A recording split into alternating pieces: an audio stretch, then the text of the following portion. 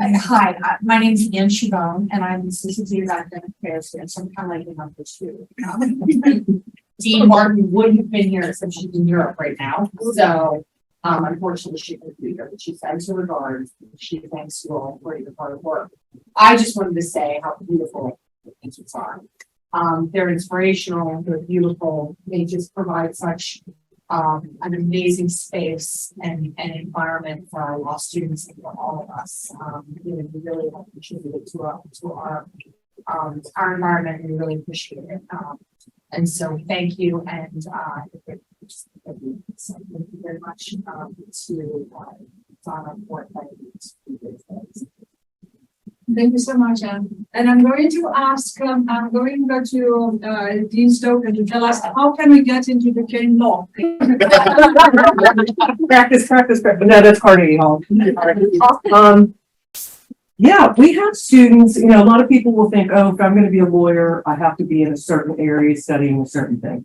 And that's not true. You can do anything at your undergraduate level, as long as you get a bachelor's degree.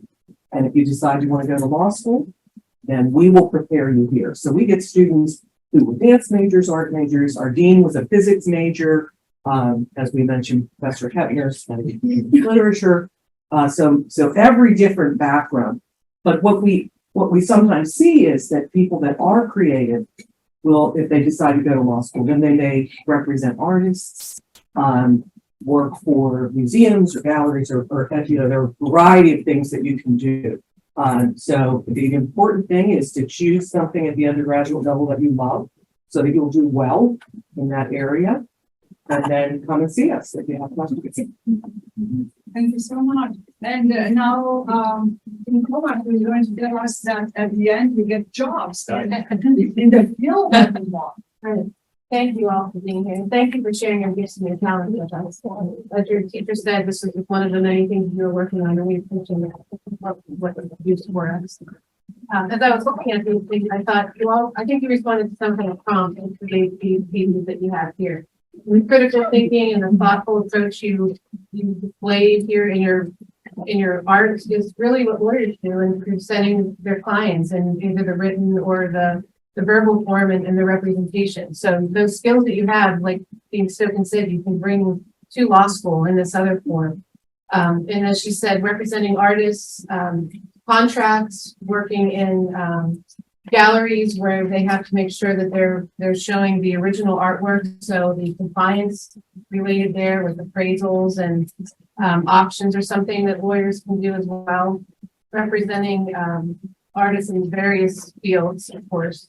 And then in the entertainment world, if any of you are actors and in your in that, are any of you in that program at CAPA? I don't know what kind of crossover there was. Yeah. That's another forum that you can enter as well. So again, thank you for being here and sharing your talent with us for us to see through the future. Tell us about how you feel being involved with us. I'm so thrilled, and I've been working with the president of Jada last year, and Maureen working with you and these amazing students. No, I think it's amazing to do the outreach with other community programs with the students of CAPA, and it lets them see what else there is besides CAPA or even after.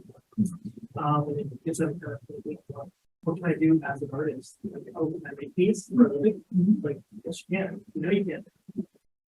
It's kind of nice to see them thinking about that.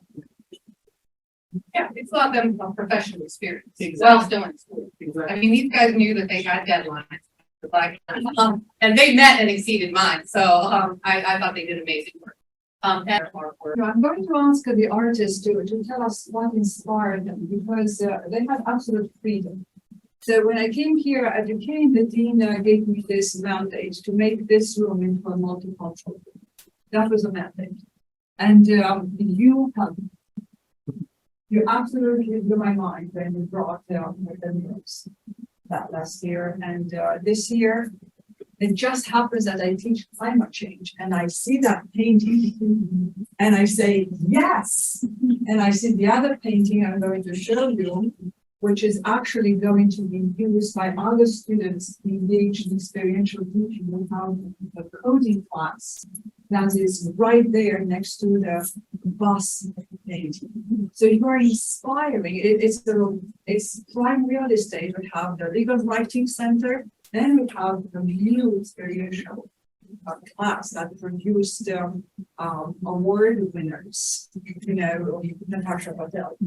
And so who is going to tell me why this amazing food that can smile in our faces and shows diversity through food, and we're all the same and also diverse, correct? Okay, I'm gonna point them out just being so that they Yes. know, even if they're not the speaker.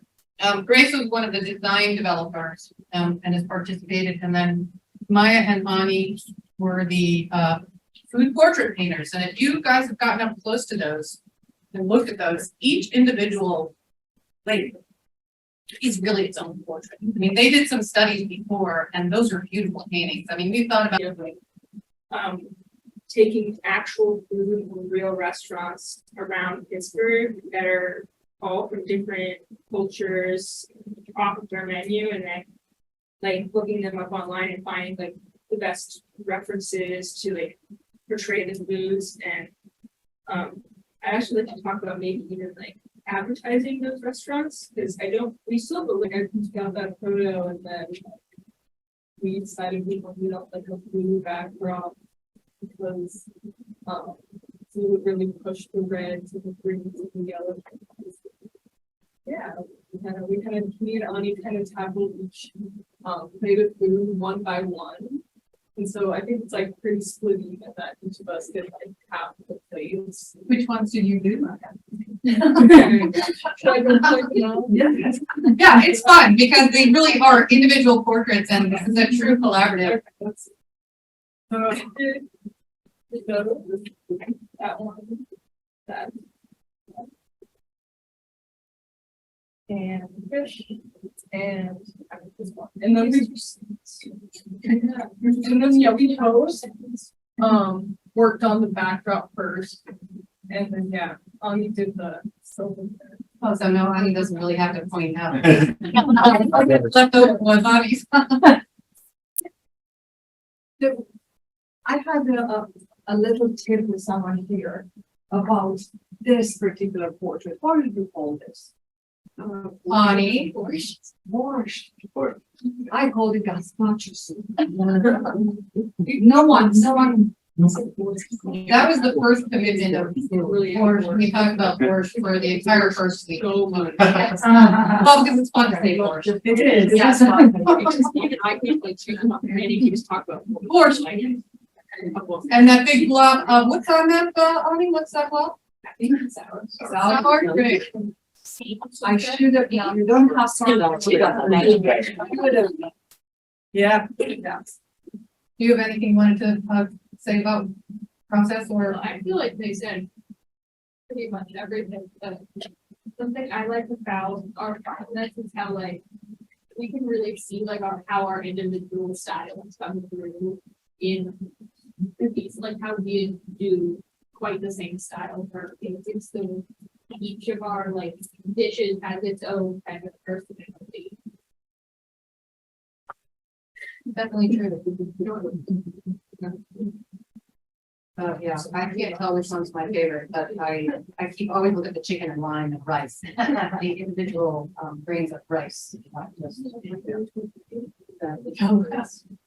It should be yes, I can say that I was really happy that we didn't sign a name because I had the freedom of choosing what to be in the bottom.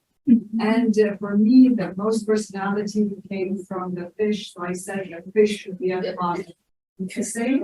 oh, right, you didn't know you're right, that's exactly how fish goes. The right orientation. Yeah, because I thought that's the center of gravity. Oh, I just assumed you knew which way it went. No, That's exactly what I feel happy. Congratulations. Very good. Oh, well, wait, Grace wanted to. It's just for laughing because that's the one that I hate getting the most.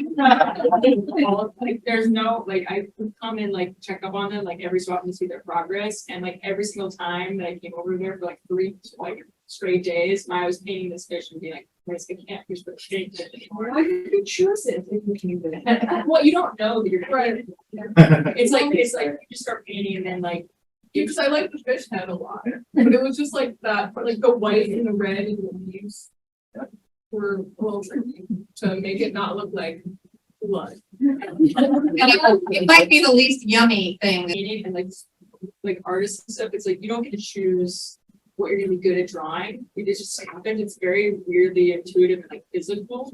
So like if you start painting, you don't know whether or not it's gonna be easy or hard. Like sometimes you do, like if it's like a really realistic thing, like okay, I need to put more effort in.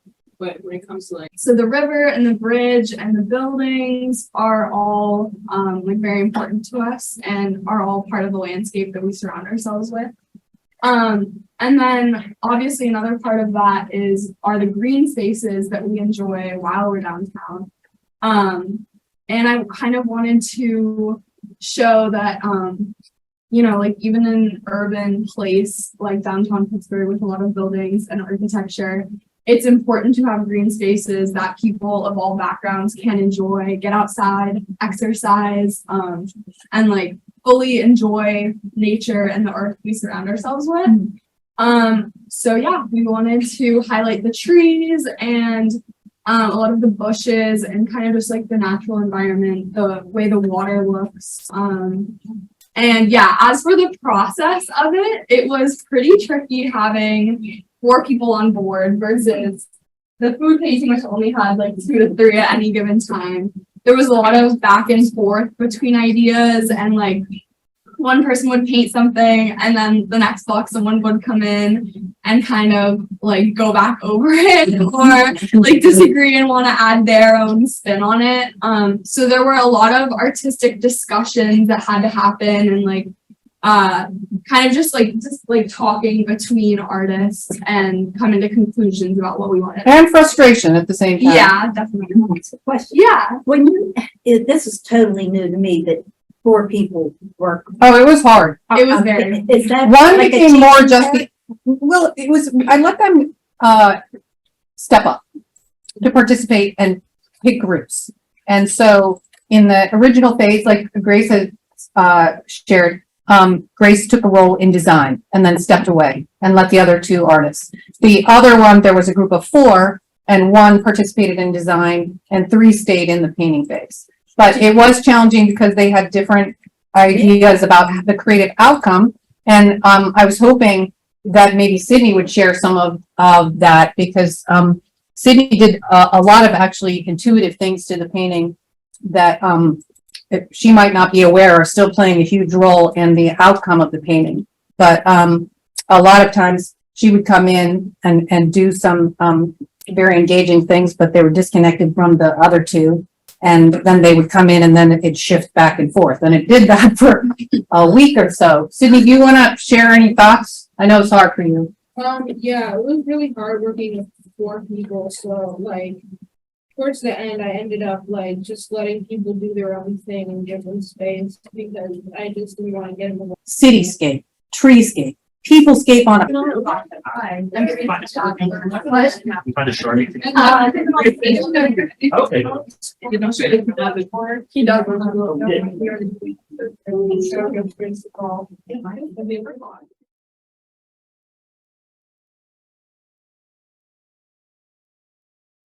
Path. I mean, all of those.